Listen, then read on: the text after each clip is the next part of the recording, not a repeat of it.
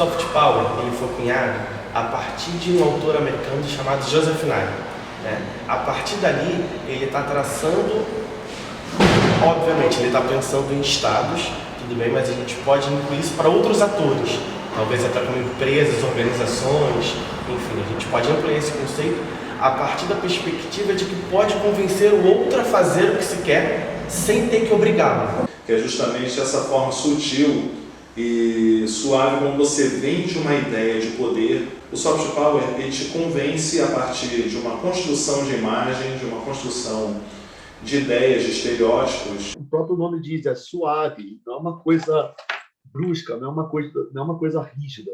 Eu acho interessante a gente pensar no seguinte: por que usam filmes? O poder é um indivíduo ou um grupo. É importante que você gere nele uma questão que é a identidade. É o que separa o nós do eles. Normalmente você utiliza filmes onde o melhor, o maior, é algo ligado ao país que você quer que sigam, que se identifiquem, que as pessoas se identifiquem com esse país. Por quê? Quando você se identifica com um país, quando você se identifica com alguém, você quer que essa pessoa vença, porque ela vencendo, você vence junto. Eu acho que o cinema norte-americano, de uma forma geral, a forma como Hollywood produz as suas histórias, são carregadas disso de uma maneira muito natural. Até porque o cinema em si, desde que o cinema parou de ser aquele registro dos naturais, dos irmãos Lumière, deixar uma câmera parada, enquanto era só um registro cotidiano, o cinema não tinha um compromisso com ideologias, era apenas um registro cotidiano. A partir do momento que eles descobrem que eles podem fazer cortes, que eles podem editar, e com a edição eles conseguem fazer construções narrativas, isso começa a atender a certos planos. Os próprios filmes, os heróis, praticamente todos os heróis estadunidenses das cores são da bandeira dos Estados Unidos. São, assim, instituições que vão fazer com que você associe os Estados Unidos a algo bom. E aí, toda hora, aparece a bandeira. Então a bandeira, ela vem sempre como uma conexão entre soft power e hard power. Você vai ver na imagem do soft power, quando eles dominam o planeta, quando eles pisam na Lua, a bandeira norte-americana é um símbolo muito forte. Aí você vê a paródia tempos depois da MTV, que é simbolizada pelo astronauta que chega e põe a bandeira da MTV. Parece assim, que coisa divertida, mas eles estão fazendo uma metáfora de que os videoclipes naquele período dos anos 80 e 90 iam ser uma nova forma, um soft power, de fazer a música norte-americana que só entrava pelas rádios, entrar com impacto visual. Essa classificação soft power, ela vem recente, ela é um conceito recente, mas é algo que já existe como um processo muito orgânico dentro do cinema, desde que o cinema se entende realmente como uma forma de colonização cultural ao longo do mundo. Então, a síndrome de vira-lata imediatamente me remete a Nelson Rodrigues, né, que de alguma maneira busca então teorizar sobre como o brasileiro se vê, né, a partir dessa pegada internacional, com viés de submissão.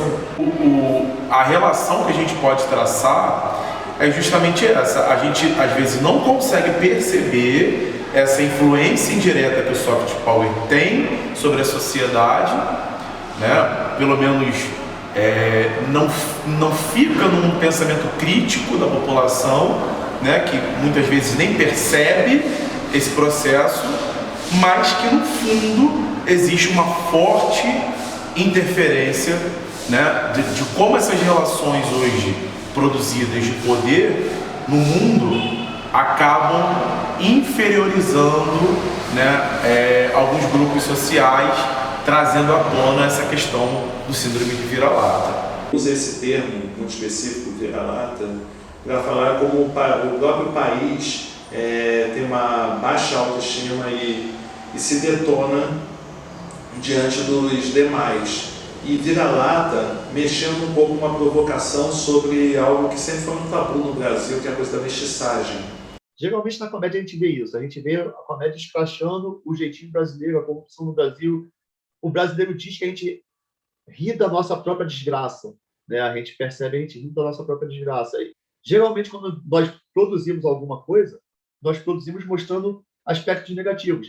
Nós produzimos coisas mostrando violência, mostrando pobreza. A gente tem uma séria dificuldade de produzir algo mostrando a riqueza do país, a riqueza cultural, a diversidade cultural. Na Escolinha do Professor Raimundo antiga, tinha uma personagem, se eu não me engano, era da Maria Fernanda Cândido, que perguntava para ela grandes nomes da Alemanha. Ela falava. Dos Estados Unidos, ela falava nomes exaltados. Aí do Brasil, ela escrachava. A gente enxerga muito de fora como muito superior, né? A sociedade hoje, ela acaba vivendo um modelo consumista, e aí recai novamente, né? Um estilo de vida estadunidense, né? American Way of Life. Como que o consumismo, né? A apropriação de bens de consumo duráveis, a projeção aí hoje de processos envolvendo as mídias, como que elas intensificam a vontade, né, e criam modelos de consumo na população mundial a partir da disseminação de ideias, de propagandas, né, de produtos que por acaso às vezes são utilizados por algum personagem ou em alguma série, em algum processo. Então, é impossível a gente excluir, né, a influência da mídia nos nossos hábitos de consumo, inclusive na nossa própria forma de pensar, de enxergar o mundo. A propaganda é te convencer a querer algo que possivelmente você não precisa, tudo bem? Muitas das vezes nos faz querer algo que ainda nem existe. Você já quer o iPhone, eu nem sei em que número está o iPhone, mas você já quer algo que ainda não lançou, sei lá, 15, 16 anos. Certamente a propaganda, né, e aí a propaganda não só vai estar vinculada no meio da mídia como um todo, mas também vai financiar a própria mídia. Às vezes, por exemplo, como você vai fazer com que uma pessoa compre um cigarro? É um produto caro, é um produto que vai te matar, mas você bota um personagem sinistrão no filme fumando. É sexy. O cara, mostra um poder ali, né? Então o cara tá fumando um cigarro no meio do filme. Coca-Cola. Aí insere, por exemplo, num filme ou numa série mostrando a galera bebendo numa festa. Se vocês repararem, as propagandas de Coca-Cola é sempre em grupo, né? Dificilmente uma pessoa vai sozinha e, vou abrir uma Coca-Cola que eu tô triste. Não. É sempre em grupo, é sempre em festa, é sempre associado a um lanche, a um momento bom, a um momento agradável. Você não vê Coca-Cola propaganda eles bebendo na chuva, é sempre sol, é sempre... Então, sempre algo para cima. Vivemos um momento nos últimos 6 anos em que redes sociais que não são necessariamente de visibilidade, como o WhatsApp, Telegram e Signal, viraram os grandes canais de comunicação, por incrível que pareça, né? E aí aliás a isso as redes sociais que contam com imagem, como Twitter, Instagram, Facebook, as pessoas estão dando muito mais valor. Ou, né, de forma involuntária, a gente acaba absorvendo, né, essas ideias, acaba absorvendo esse modo de consumir e determinado tipo de produto. Eu acho que isso ficou muito claro, né, se a gente for pegar para analisar as primeiras intervenções, o tipo de aparelho celular que é utilizado, a marca do celular que ela é utilizada, isso representa muito para algumas pessoas, né? Então, a tecnologia envolvida para fazer algumas conexões, algumas tratativas, isso não é de hoje.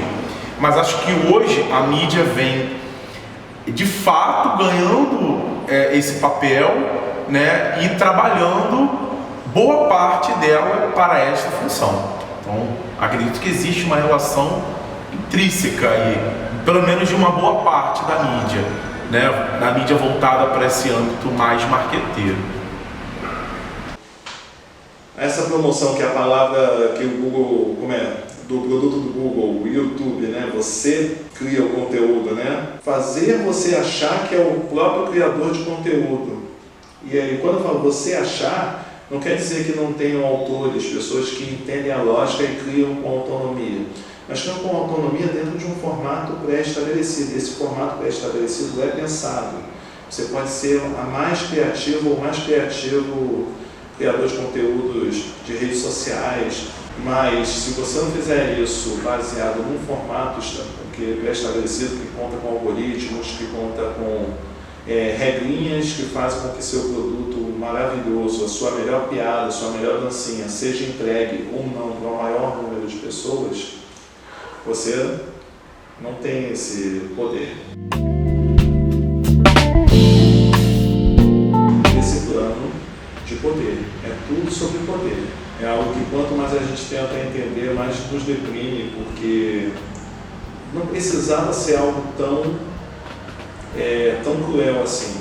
Porque tem gente que sofre, tem gente que morre, inclusive, por causa das consequências desse jogo que parece inofensivo. Então o soft não é tão soft e o hard, às vezes assim, após você impor o poder com uma violência que não vai ser concretizada, pode parecer mais soft do que a forma suave com a qual esse poder pode chegar na casa das pessoas. Então, assim, funciona. O soft power funciona. Cimenta alguns conceitos na nossa cabeça e é difícil tirar depois.